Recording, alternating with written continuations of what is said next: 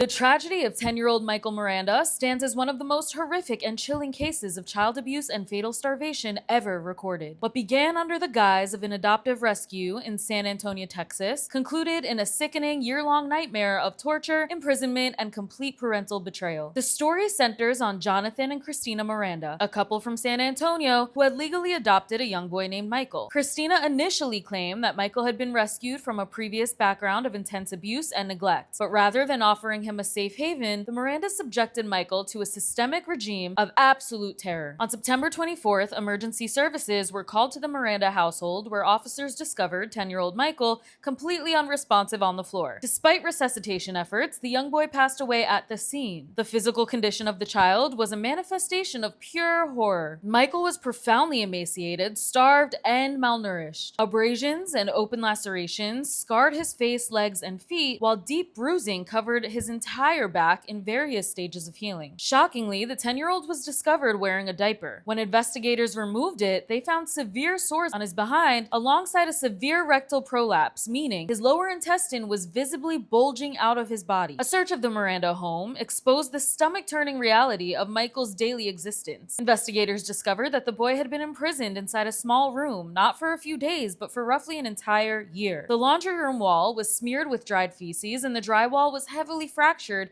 indicating an ongoing history of desperate violence or struggles. On the floor, police found training pads explicitly designed for housebreaking pets, positioned in a manner that proved Michael had been forced to use them as a toilet. To make matters more sinister, the parents kept charts on the wall, utilizing a twisted checklist to mark different tasks the boy was forced to complete. When police interviewed the other children living in the home, the details grew even more depraved. The siblings revealed that Michael was physically beaten every single day. The parents utilized an arsenal of weapons, including a wooden paddle and a rubber paddle heavily reinforced with a metal interior. The children recounted watching their parents pick Michael up by his feet and violently throw him directly onto the hard floor, repeating the action until the boy stopped moving or whining. Michael was also routinely forced to stand against the wall for hours on end while being struck in the torso with paddles. Highlighting the environment of complete fear, when the children corroborated these accounts to detectives, they desperately pleaded, "Please don't tell my parents that I'm telling you this." The forensic and autopsy reports completely dismantled any hope that this was an accident. The medical examiner discovered that Michael had sustained multiple fractured ribs in various stages of healing, severe damage to both of his femurs, and a dislocated arm. The preliminary cause of death was ruled to be a lacerated lower intestine. According to the medical examiner, the fatal internal trauma could only be caused by a severe, high-force blow delivered by an adult, such as a direct punch, a kick, or the strike of a blunt object. Following their arrest, the couple split and